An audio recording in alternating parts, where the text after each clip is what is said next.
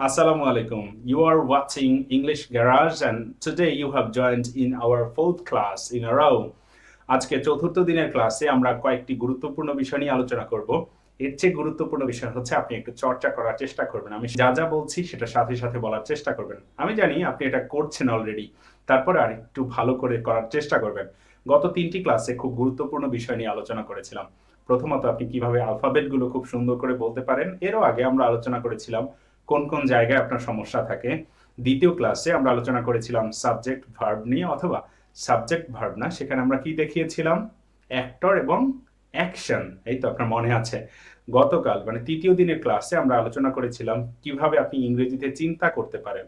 Now you are watching a video of English garage. You can think about English Garage's videos, like they are uploading videos regularly, and you are joining the class, those classes on a regular basis.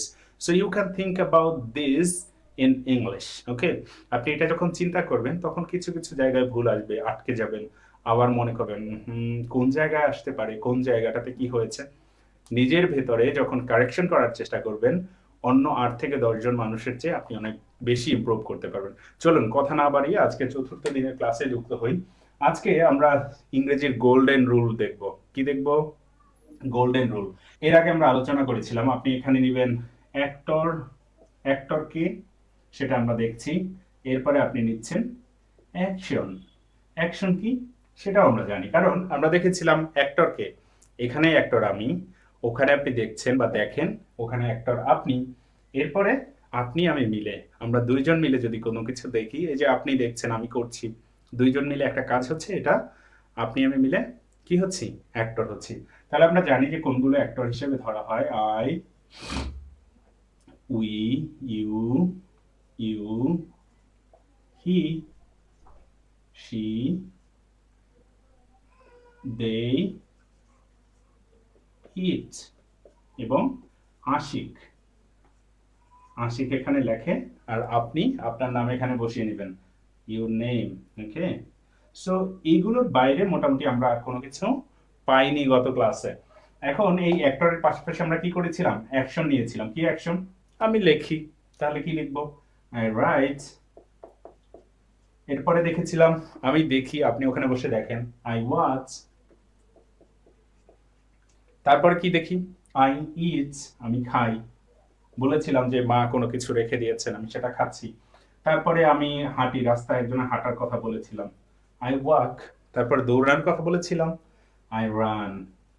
So এই ব্যাপারগুলো কি আসলে আমি কোনো কিছু আপনার ভেতরে দিয়েছি বলেন? এগুলো সব আপনার ভেতরে রয়েছে, সেগুলো জাস্ট একটু অ্যাক্টিভ করার চেষ্টা করা।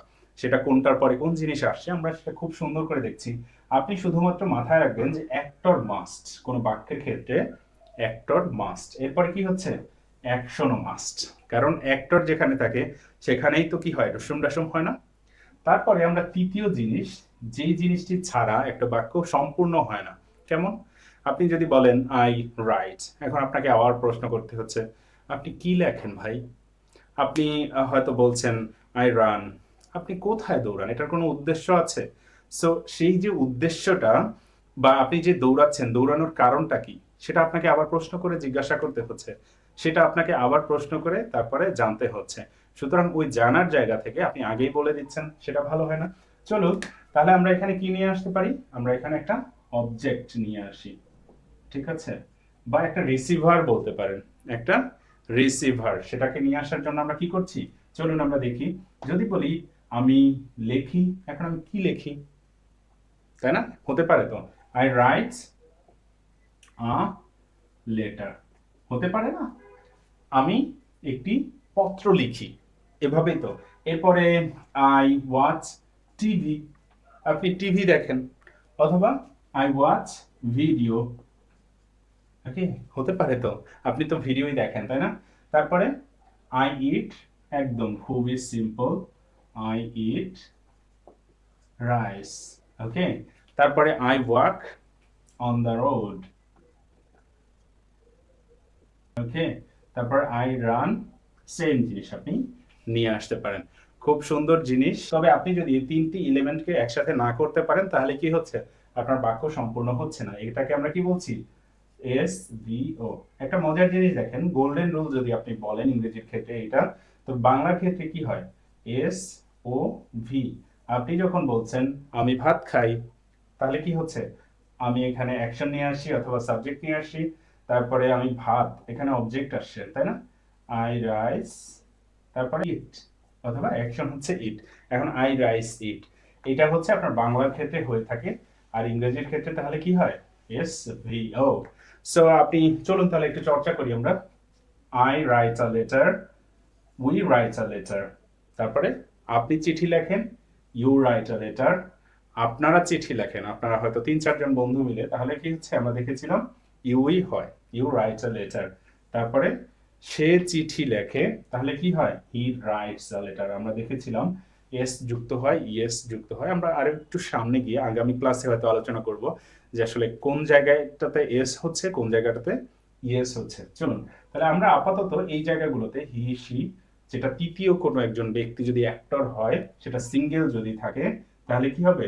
সেখানে এই যে অ্যাকশনের পরে এস অথবা ইয়েস যুক্ত হবে। আপনি এটা খুব সুন্দর করে জানেন, জাস্ট মাথায় নিয়ে আসার চেষ্টা করেন।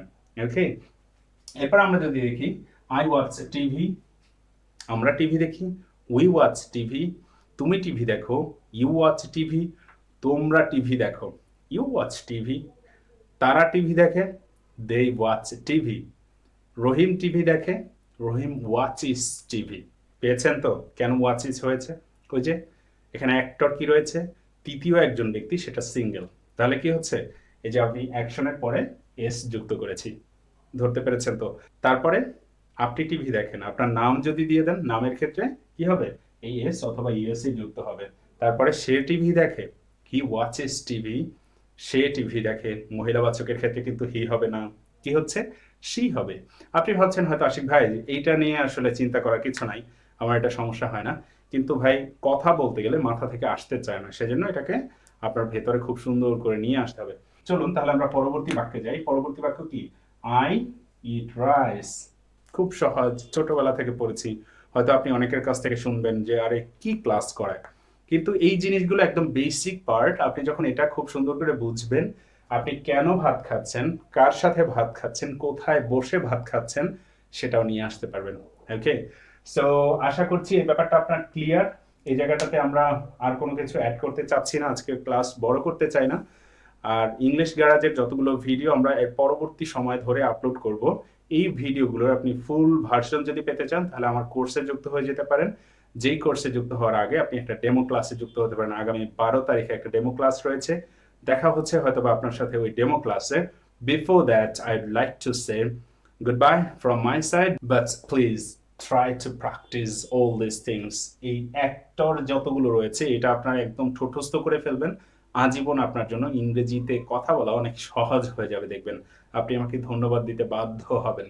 ওকে, সো আপনি এরকম অ্যাক্টর, অ্যাকশন এবং অবজেক্ট মিলিয়ে অথবা রিসিভার মিলিয়ে 5টা বাক্য আমার এই ভিডিওর নিচে লিখে দিতে পারেন, আপনি যদি চান যে হ্যাঁ চর্চা করবেন আমার সাথে।